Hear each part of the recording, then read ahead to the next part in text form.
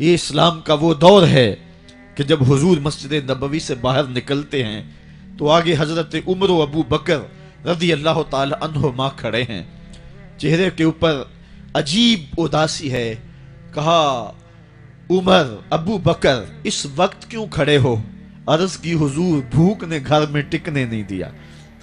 ہم نے چاہا حضور کا چہرہ دیکھ لیں تو کچھ پیاس بجھ جائے، کچھ بھوک مٹ جائے. حضور نے فرمایا میرا حال بھی یہی ہے. جس چیز نے تجھے گھروں سے نکالا ہے وہی چیز مجھے گھر سے نکال لائی ہے. تو حضور نے جب دیکھا کہ کھانا ہے تو حضور نے ایک روٹی لی اور چند بوٹیاں اٹھائیں اور ایک خادم کو بلا کر کے کہا جاؤ ہمارے گھر دے آؤ، میری بیٹی فاطمہ کتنے دنوں سے بھوکی. ہمیں تو وہ کہانی بھی اسلام کی غربت کی یاد آتی ہے کہ جب احد کے اندر 70 شہیدوں کے لاشیں پڑے ہوئے ہیں تو حضرت صفیہ حضور کی پھپھی اپنے بھائی حمزہ کے لیے 2 چادریں لے کر کے کفن کی آتی ہے. تو حضور علیہ السلام نے فرمایا کہ جس قبر میں حمزہ کو دفن کیا جائے اسی قبر میں مصعب بن عمیر کو بھی کفن دیا جائے اور دفن کیا جائے. اور کہا میرے چچا کے لیے اس کی جو بہن میری پھپھو جو 2 چادریں لے آئی ہے، کہا ایک چادر ہم مصعب بن عمیر کو دیں گے. یہ مصعب بن عمیر کون ہے؟ تاریخ پڑھو، کتنی دل آویز تاریخ ہے. مکے میں ایک امیر ترین خاتون ہے جس کے بیٹے کا نام مصعب ہے، اور وہ اپنے بیٹے کو اتنا خوبصورت لباس پہناتی ہے اور اتنے خوبصورت خوشبو اور عطر اس کو لگاتی ہے کہ مصعب بن عمیر جن گلیوں سے گزرتے تھے دیر تک وہ گلیاں مہکتی رہتی تھی. لوگ کہتے تھے یہاں سے مصعب گزر کے گیا ہوگا اس لیے یہ گلیاں مہک رہی ہیں. اچھا پھر مصعب پہ نظر پڑتی ہے میرے محمد عربی کی تو مصعب بن عمیر حضور کی زلفوں کا اسیر ہو جاتا ہے. ماں کافرہ ہے، جب پتہ چلتا ہے تو اس کا لباس بھی چھین لیتی ہے، سہولتیں اور آسودگیاں بھی واپس لے لیتی ہے. پھر وہ وقت بھی آیا کہ مصعب بن عمیر حبشہ کی جانب ہجرت کر جاتے ہیں. مکے کے حالات کچھ تھوڑے سے خوشگوار نظر آئے تو وہ حبشہ سے واپس مکے جب پلٹے تو ان کے بدن پہ جو چادر تھی وہ جگہ جگہ سے پھٹی ہوئی تھی. میرے آقا کریم علیہ السلام نے دیکھا تو حضور کی آنکھوں میں آنسو ٹپکنے لگے.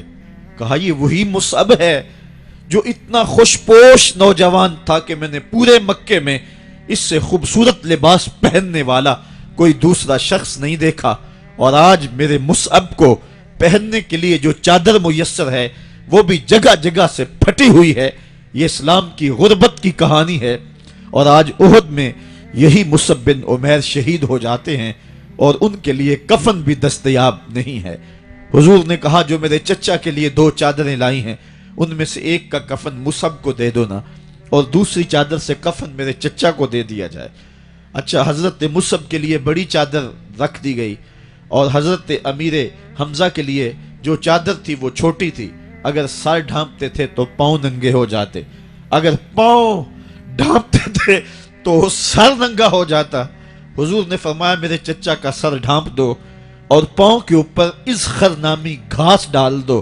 میں یہ اسلام کی غربت کی کہانی تمہیں سنا رہا ہوں. جب میرے رسول کے چچا کے لیے پورے کفن کا ٹکڑا بھی دستیاب نہیں تھا، اسلام اس وقت بھی عزت پا گیا تھا. اسلام اس وقت بھی ذلیل نہیں تھا. اسلام اس وقت بھی سربلند تھا اور اسلام اس وقت بھی عزتوں کی مسند پہ تھا.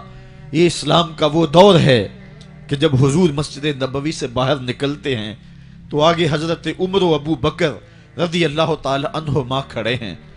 چہرے کے اوپر عجیب اداسی ہے. کہا عمر ابو بکر اس وقت کیوں کھڑے ہو؟ عرض کی حضور بھوک نے گھر میں ٹکنے نہیں دیا. ہم نے چاہا حضور کا چہرہ دیکھ لیں تو کچھ پیاس بجھ جائے، کچھ بھوک مٹ جائے. حضور نے فرمایا میرا حال بھی یہی ہے. جس چیز نے تجھے گھروں سے نکالا ہے وہی چیز مجھے گھر سے نکال لائی ہے. چلتے ہوئے حضرت ابو ایوب انصاری کے گھر کے قریب سے گزرے.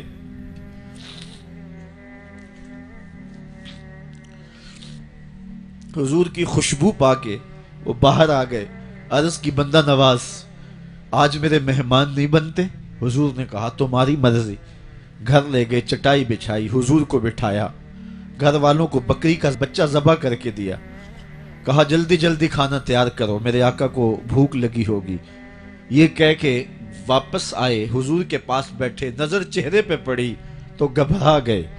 نکاحت کے آثار اتنے واضح تھے کہ سمجھ آ رہی تھی کتنے دنوں سے حضور نے کچھ نہیں کھایا۔ اٹھ کے باغ میں چلے گئے، کھجوروں کا خوشہ توڑا، حضور کے سامنے رکھا، کہا بندہ نواز جب تک کھانا تیار نہیں ہوتا یہ کھجوریں تناول فرمائیں۔ تھوڑی دیر کے بعد کھانا دسترخوان پہ لگ گیا، حضور سے عرض کی گئی حضور آئیں کھانا تناول کر لیں۔ حضور نے دسترخوان پر تشریف فرما ہو کر کے حضور نے کپڑا اٹھایا تو حضور نے جب دیکھا کہ کھانا ہے تو حضور نے ایک روٹی لی اور چند بوٹیاں اٹھائیں اور ایک خادم کو بلا کر کے کہا جاؤ ہمارے گھر دے آؤ، میری بیٹی فاطمہ کتنے دنوں سے بھوکی۔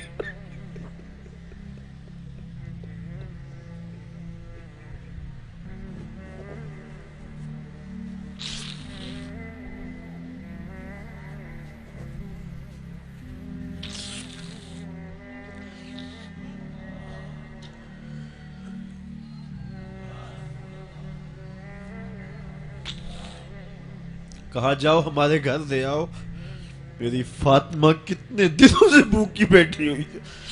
مال کے کونین ہیں گو پاس کچھ رکھتے نہیں، دو جہاں کی نعمتیں ہیں ان کے خالی ہاتھ میں۔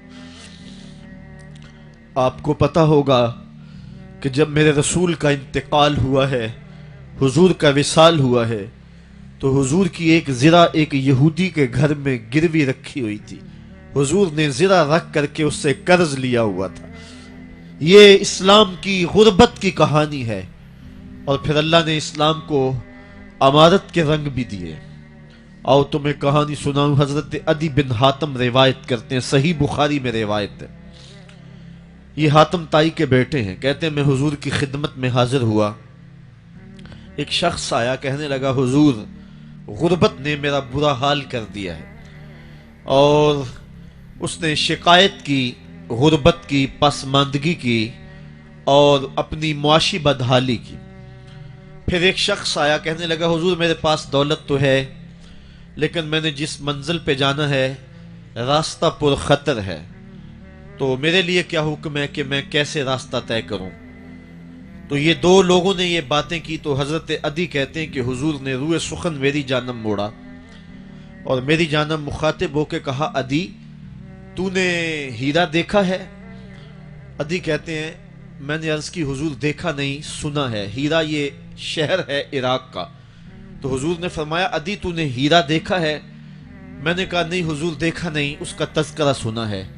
فرمایا عدی اگر اللہ تجھے زندگی کی مہلت دے تو ہیرا سے ایک خاتون چلے گی، تو اپنی آنکھوں سے دیکھے گا اور مکے تک پہنچے گی اور اللہ کے گھر کعبہ کا طواف کرے گی، اور اس کو ہیرا سے لے کر کے مکے تک اللہ کے علاوہ کسی کا ڈر نہیں ہوگا۔ کہتے ہیں کہ میں نے دل میں کہا کہ پھر بنو طے کے ڈاکو مر گئے ہوں گے جنہوں نے عرب کے اوپر روب ڈال رکھا ہے، تو وہ تو پھر ختم ہو گئے ہوں گے۔ کہتے ہیں میں ابھی سوچ ہی رہا تھا کہ حضور نے مزید میری حیرت میں اضافہ کرتے ہوئے کہا عدی اگر تجھے اللہ نے زندگی کی مہلت دی تو تو دیکھے گا کہ کسرا کے خزانے تیری جھولی میں ہوں گے۔ تو اس دور کی سپر طاقت تھی۔ میں نے کہا حضور کسرا بن ہرمز؟ حضور نے فرمایا ہاں کسرا بن ہرمز۔ کہتے ہیں کہ حضور نے پھر فرمایا عدی اگر تو زندگی پائی تو تو وہ دن بھی دیکھے گا کہ ایک شخص زکوٰۃ کی رقم لے کر کے، زکوٰۃ کی چاندی لے کر کے، زکوٰۃ کا سونا لے کر کے نکلے گا اور اس کو کوئی زکوٰۃ کا مستحق ہی نہیں ملے گا۔ حضرت عدی بن حاتم کہتے ہیں کہ پھر میں نے وہ منظر اپنی آنکھوں سے دیکھا کہ ہیرا سے خاتون چلی اور مکے تک پہنچی اور امن ایسا تھا کہ اس کو اللہ کے علاوہ کسی کا ڈر نہیں تھا۔ پھر وہ لمحے بھی میں نے دیکھے کہ کسرا بن ہرمز کے خزانے مسجد نبوی کے باہر پڑے ہوئے ہیں۔ تو کہتے ہیں تیسری چیز میں دیکھ نہ سکا اور میں نے لوگوں کو کہا کہ یہ میں تو نہیں دیکھ سکا، میری شاید زندگی وفا نہ کرے، اور اگر تمہاری زندگی وفا کرے تو تم دیکھنا، میرے آقا نے جو فرمایا تھا دو باتیں تو پوری ہو گئی ہیں، اور تیسری بات تم دیکھ لو گے۔ حضرت یحییٰ بن سعید فرماتے ہیں کہ حضرت عمر بن عبدالعزیز کا زمانہ تھا اور انہوں نے مجھے افریقہ کی جانب زکوٰۃ وصول کرنے کے لیے بھیجا۔ میں وہاں سے زکوٰۃ وصول کی اور پھر میں زکوٰۃ لینے والے مستحقین کو ڈھونڈنے لگا، تو کہتے ہیں مجھے کوئی مستحق نہ ملا۔ پھر میں غلام پکڑتا اور اس کے پیسے دے کے اس کو آزاد کرواتا چلا جاتا۔ حضرت عمر بن عبدالعزیز کا زمانہ ہے کہ گورنر ہے عراق کا، وہ حضرت عمر بن عبدالعزیز کو لکھتا ہے کہ اتنی رقم ہے، اس کا کیا کرنا ہے؟ تو عمر بن عبدالعزیز کہتے ہیں رقم لے کے یہاں نہ آنا، وہاں عراق کے لوگوں میں بانٹ دو، جو زکوٰۃ کے مستحق ہیں ان کو تقسیم کر دو۔ تو گورنر لکھتا ہے جو مستحق ہیں ان کو دے دی، اب کوئی مستحق نہیں رہا تو میں کیا کروں؟ تو حضرت عمر بن عبدالعزیز کہتے ہیں جو مقروض ہیں ان کا قرض اتار دو۔ تو کہتے ہیں کہ ہاں قرض بھی میں نے اتار دیا ہے، رقم پھر بھی بچ رہی ہے، کیا کروں؟ تو حضرت عمر بن عبدالعزیز نے پھر لکھا جو شخص شادی کرنا چاہتے ہیں ان کا حق مہر ادا کر دو۔ میں نے کہا کہ وہ بھی کر دیا ہے، رقم پھر بھی بچ گئی، اب کیا کروں؟ تو حضرت عمر بن عبدالعزیز نے مجھے لکھا کہ جو غیر مسلم ہیں جنہوں نے ٹیکس دیا ہوا ہے، جتنا ٹیکس دیا ہے اس سے دگنے پیسے ان کو قرضے میں دے دو اور ان کو کہو جاؤ اس کا کاروبار کرو، کھیتی باڑی کرو، اور ساتھ انہیں یہ بھی کہہ دینا قرض کی فکر نہ کرنا اور زیادہ اس میں پریشان نہ ہونا، جب دے سکو گے دے دینا۔ یہ دور بھی پھر اسلام نے دیکھا اور یہ گھڑیاں بھی دیکھی، جب چیتھڑے پہنے ہوئے تھے، جب پیوند لگے لباس پہنے تھے، جب پیٹ میں ڈالنے کے لقمہ بھی نہیں تھا، اللہ کا دین اس وقت بھی غالب تھا۔ اور جب گلیوں کے اندر ریشم بکھرا ہوا ہوتا تھا، کوئی اٹھانے والا نہیں تھا، دین اس وقت بھی غالب تھا۔ دین کا غالب ہونا یا نہ ہونا اس کا تعلق جو ہے وہ مال و دولت سے نہیں ہے۔ اقبال کہتا ہے کہ زوال بندہ مومن کا بے زری سے نہیں، مومن کا زوال بے زری سے نہیں ہے بلکہ اس کا سبب کوئی اور ہے۔ وہ سبب ڈھونڈنا ہے کہ ہم دنیا میں رسوا ہو کے کیوں رہ گئے، ہم زمانے کے سامنے تماشا کیوں بن کے رہ گئے، آج نبی کی امت پوری کائنات میں رسوا ہو کے کیوں رہ گئی، آج ہمارا تماشا دیکھا جا رہا ہے، آج بھوکے کتوں کو ہماری بیٹیوں اور بہنوں کے اوپر چھوڑا جا رہا ہے اور اس کا تماشا دیکھا جا رہا ہے۔ کیا ہم نے یہ دن بھی دیکھنے تھے؟ ہم نے سراغ لگانا ہے۔ دولت کی قلت اور کثرت یہ ثانوی چیزیں ہیں، ہم نے تاریخ میں دیکھا ہے، ہم کبھی مالی طور پہ کمزور تھے، رسوا نہیں ہوئے ہیں۔